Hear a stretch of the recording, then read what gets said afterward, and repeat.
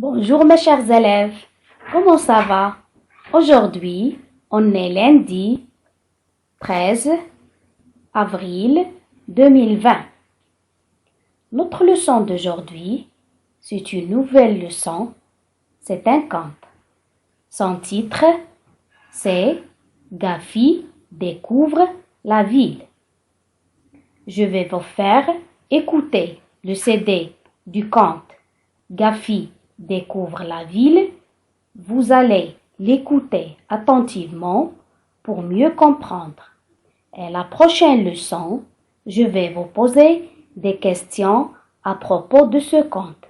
Maintenant, écoutez le conte attentivement. Gafi est un petit éléphant tout gris qui vit dans la forêt avec son papa et sa maman. Gafi n'a connu jusque-là que les arbres géants à l'ombre desquels les éléphants se réfugient durant la saison chaude. Il connaît très bien aussi les immenses savanes jaunes où le troupeau se nourrit de délicieuses herbes durant la saison des pluies. Mais Gafi n'a jamais vu de maison. Il n'a jamais vu de rue, de voiture ou de magasin.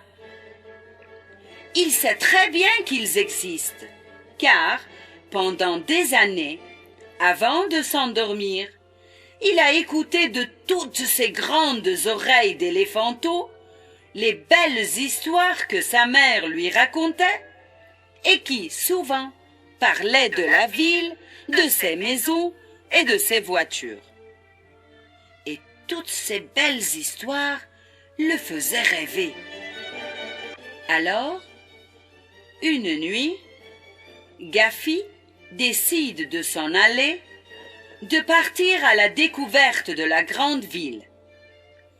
Cette nuit-là, donc, pendant que le grand troupeau familial est occupé à se désaltérer et à se baigner dans un petit lac, l'éléphanteau s'éloigne lentement de sa famille et disparaît dans l'obscurité. Le voyage vers la ville n'est pas facile. Pendant des jours, Gafi a marché, marché et encore marché. Et puis, un beau matin, l'éléphanteau aperçoit au loin quelque chose de très étendu et de tout à fait nouveau. Ce n'est ni une grande forêt, ni des collines, mais quelque chose de sûrement aussi vaste que la plus vaste des forêts et de plus grand que les plus grandes collines. « Ça y est !» se dit Gafi. « Je suis enfin arrivé au bout de mon voyage. Je suis enfin arrivé à la ville. » Bientôt, l'éléphanteau découvre les premiers immeubles qui se dressent les uns à côté des autres. Ce sont des drôles de tas de pierres, avec de petites ouvertures qu'on appelle des portes et des fenêtres. Puis, il remarque les hommes. Ce sont des animaux bizarres, à la tête toute petite, qui marchent à deux pattes et qui portent des vêtements. Dans les rues, il y a les autobus et les autos. Ce sont d'étranges animaux qui font beaucoup de bruit et qui ont des jambes toutes rondes qui tournent sans arrêt. Tout content de se retrouver enfin dans une ville, Gafi s'engage dans une rue. Mais quelle agitation! Quel désordre partout où il passe! Les hommes, effrayés, reculent au passage de l'éléphanteau et s'enfuient dans tous les sens en hurlant. Et lorsque Gafi, qui ne comprend pas très bien ce qui arrive, parvient à un carrefour, c'est la panique. Les automobilistes terrorisés klaxonnent, accélèrent et provoquent de terribles accidents. Autobus, camionnettes, motos et camions se rentrent les uns dans les autres et les hurlements fusent de partout. Les piétons, apeurés, se réfugient dans les magasins. Et les agents de police, sifflets à la bouche, rouges de colère, ne savent plus où donner de la tête. Il y en a même un qui hurle dans son téléphone portable pour demander des secours. Pendant ce temps, Gaffy, qui est très gentil et qui veut se faire des amis, s'arrête devant un enfant. « Viens, Lui dit-il, je vais te faire une belle promenade sur mon dos. » et soulevant l'enfant terrorisé, Gaffy lui fait faire une cabriole dans l'air pour le déposer délicatement sur son dos. Et là, c'est la panique la plus totale. Des voitures de police, toutes sirènes hurlantes, freinent et s'arrêtent dans de terribles crissements de pneus. Et le pauvre Gaffy, qui commence à comprendre qu'il n'est pas le bienvenu en ville, se retrouve cerné de tous côtés par des policiers armés qui le somment de libérer l'enfant. Très vite, un agent de police plus courageux que les autres, au risque, pense-t-il, de se faire attaquer par l'éléphanteau, grimpe sur le toit d'une voiture et arrive à faire descendre l'enfant du dos de Gaffy. Tout de suite après, des filets sont lancés sur l'éléphanteau qui se retrouve bientôt complètement immobilisé. Le pauvre Gaffy tremble de tous ses membres. « Laissez-moi, Barille-t-il. libérez-moi, je suis votre ami, je suis simplement venu vous rendre visite. » Mais comme personne ne comprend le langage des éléphants, les barrissements aigus de Gaffy restent sans réponse. Et bientôt, soulevé par un camion grue, Gaffy, étroitement ficelé dans son filet, est emmené vers le zoo de la ville où il est déposé dans une cage. « Les barreaux de cette cage ne sont pas très gros, Dit le gardien du zoo. mais nous n'avons pas d'autre cage. » Gaffy, désespéré, se rend compte alors qu'il est en prison. Comment arrivera-t-il à retrouver sa liberté?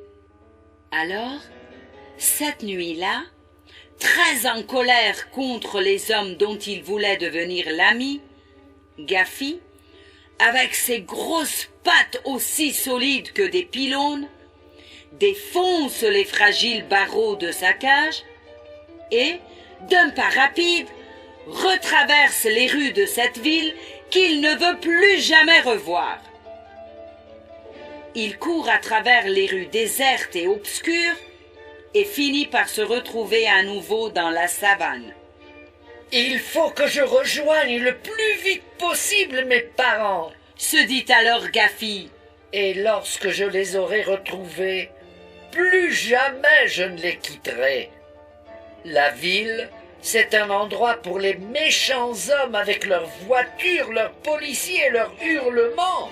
Ce n'est certainement pas un endroit pour les gentils éléphants. »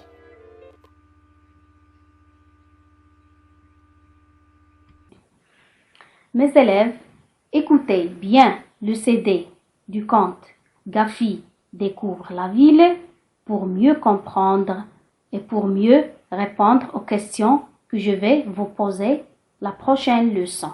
Merci.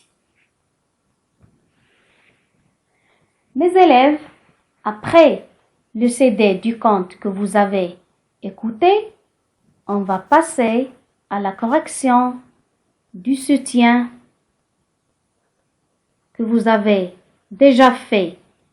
Le vendredi, on va faire la correction du soutien des exercices écrits que j'ai déjà vous donné.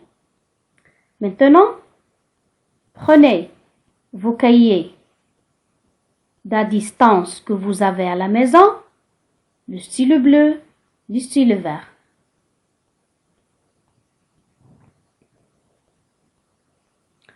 Je vais vous lire les phrases.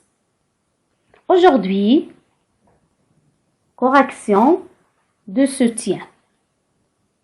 Exercice écrit. Exercice 1. Je mets les phrases au pluriel. On va faire la correction. Je vais vous lire les phrases. La première phrase. Le pharmacien range une photo. C'est une phrase au singulier. Au pluriel, les pharmaciens rangent des photos. Regardez. Le, il devient au pluriel les pharmaciens. Au pluriel, il prend S. Le verbe ranger au présent, il prend ENT à la troisième personne du pluriel. Une, il devient des. Et le mot photo au singulier, il prend S à la fin. Je vais répéter la phrase. Le pharmacien range une photo. Au pluriel, les pharmaciens rangent des photos. Elle admire la nature. Au pluriel, elles admirent la nature. Regardez la nature. La nature, il ne change pas au pluriel parce qu'il y a une nature. Ça y est, la nature. J'écris la nature comme elle est.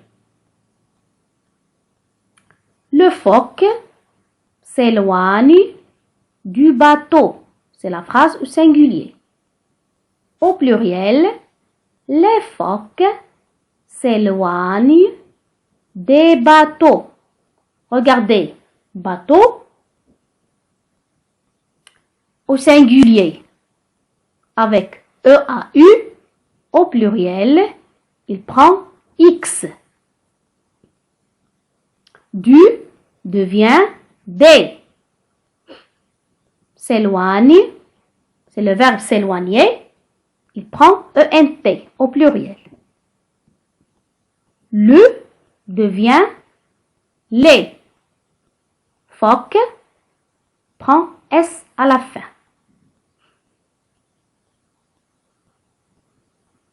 Il offre un cadeau.